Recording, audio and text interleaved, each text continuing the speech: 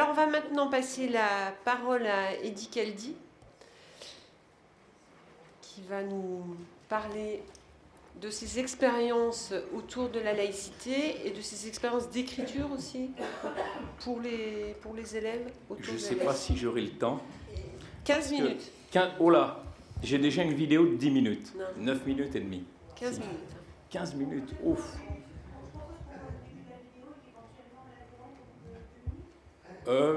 Ouais, un peu plus quand même, parce que même vers la fin, il y a des choses. Ne perdons pas de temps en intéressantes. discussion. Allons-y.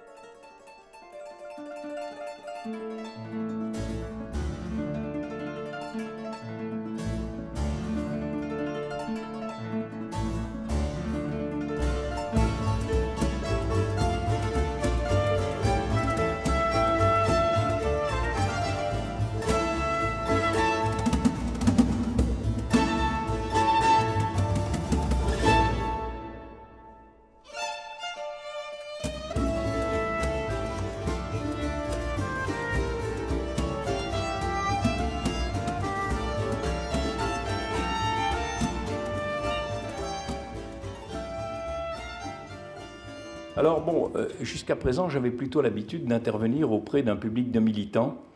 Ces militants sont de plus en plus âgés. Il y a de moins en moins d'enseignants, d'ailleurs, parmi ces militants, dans ces réunions.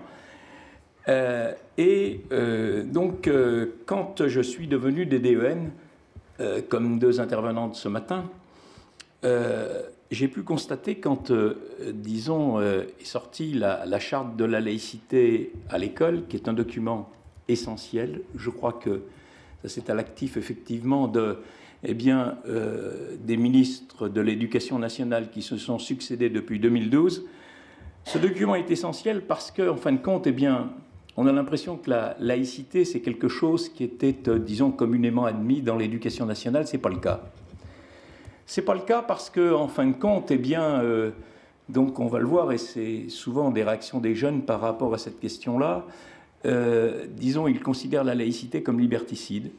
Ils considèrent que la laïcité, c'est une, disons, contrainte par rapport à leur liberté d'expression, par rapport au droit de se vêtir. Et donc quand on parle de laïcité, ils pensent à inégalité, mais pas spontanément à la question de la religion. Et alors, pourquoi ? Parce que, la loi du 15 mars 2004, cette loi s'intitule « Loi interdisant le port de signes religieux ostentatoires dans les écoles, collèges et lycées ». Et donc, public. Et donc, je crois que déjà l'intitulé, effectivement, est assez particulier. Et là, en fin de compte, on s'aperçoit que le législateur a sûrement oublié, bien sûr, je défends la loi du 15 mars 2004, contrairement à certains. Le législateur a oublié de préciser ce qu'était la laïcité, quelles étaient ses finalités et pourquoi on interdisait le port de signes religieux. Déjà, dans la déclaration de principe, il aurait pu effectivement intervenir dans un des articles, éventuellement. Il ne l'a pas fait, et effectivement, donc on peut s'étonner, il ne faut pas s'étonner donc aujourd'hui que ces jeunes considèrent cette laïcité comme liberticide a priori. Et quand on regarde de plus près cette affaire-là, on s'aperçoit que la laïcité figure très peu dans les lois de l'éducation nationale. Avant cette loi du 15 mars 2004, on retrouve la laïcité dans la loi du 30 octobre 1886, la loi dite Goblet. Cette loi, en fin de compte, confie l'enseignement du premier degré à un personnel laïque. Et dans les lois, on ne retrouve pas le terme de laïcité. On va retrouver effectivement dans la circulaire Jospin de 89, les deux circulaires Bayrou de 93 et 94, mais rien. Rien en 1989 dans la loi dite Jospin. C'est une loi d'orientation. On ne parle pas de laïcité. Rien dans la loi Fillon de 2005 aussi, qui est une loi d'orientation, ne parle pas de laïcité. Il a fallu attendre donc 2013 pour qu'il y ait la loi sur la refondation, où il y a 4 articles suffisamment précis qui précisent les finalités de la laïcité.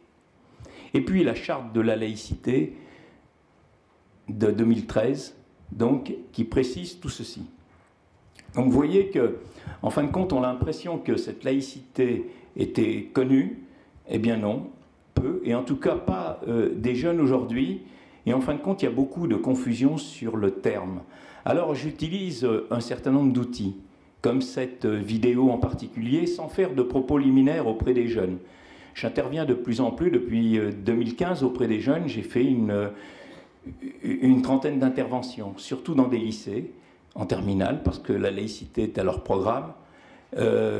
Une fois en CM2 à Bellegarde et jeudi dernier, et puis auprès surtout des lycéens, quelquefois auprès des collégiens, et même j'ai eu l'occasion de rencontrer des mères d'origine maghrébine à Bellegarde jeudi dernier. Voilà.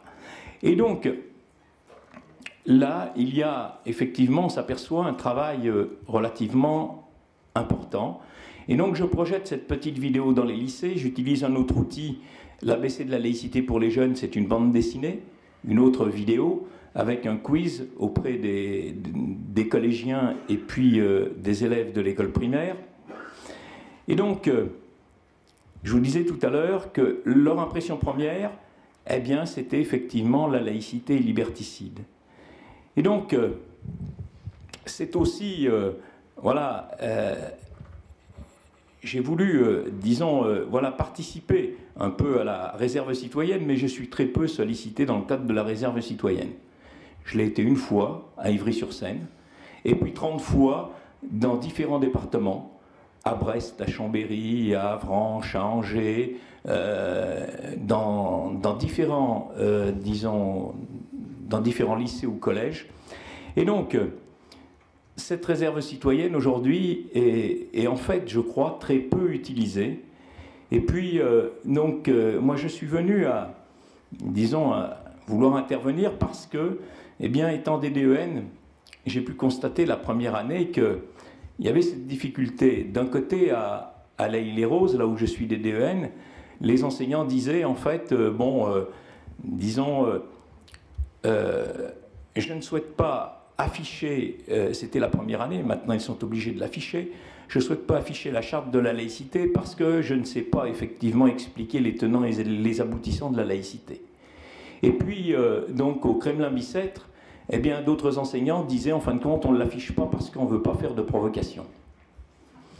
Et donc, j'ai demandé à l'IEN de ma circonscription, en tant que DDEN, voilà, si on pouvait effectivement faire voilà, une petite réunion d'information. On a fait en fait une demi-journée avec les directeurs et directrices d'école de l'Haÿ-les-Roses, du Kremlin-Bicêtre.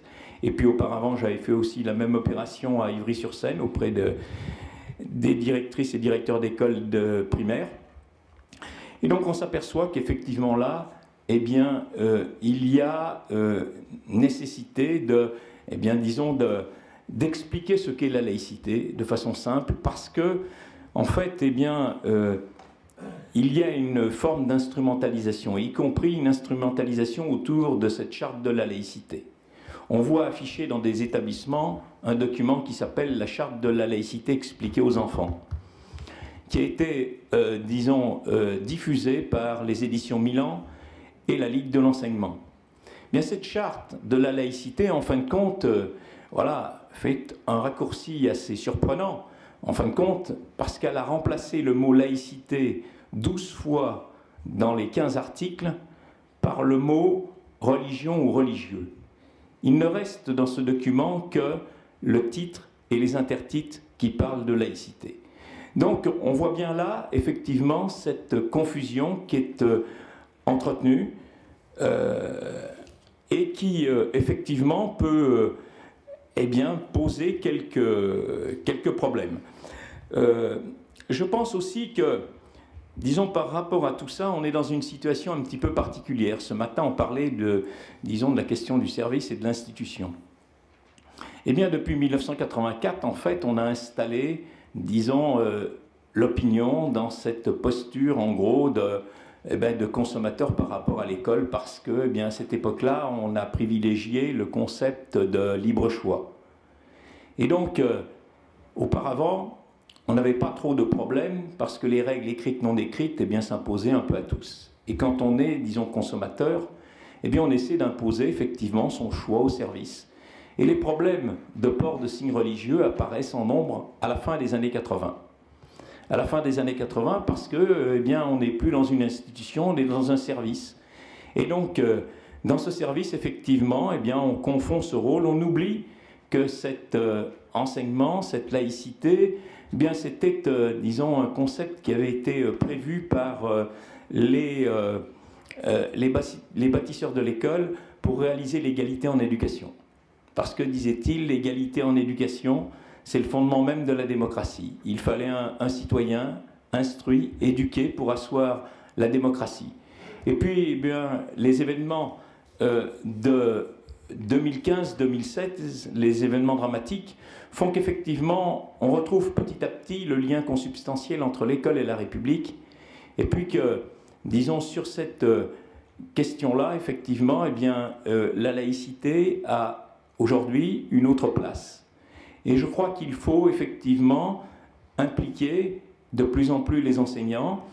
Et je crois eux sont les plus à même, en fin de compte, de former à la laïcité, parce que ces enseignants, eh bien, sont supérieurs aux curés et aux pasteurs, non pas en tant que femmes ou en tant qu'hommes, mais de par leur mission, parce qu'ils accueillent dans la même communion civile du vivre ensemble tous les jeunes, quelle que soit l'origine sociale, quelle que soit la religion ou non des familles. C'est ça la fierté de notre école publique. Je vous remercie.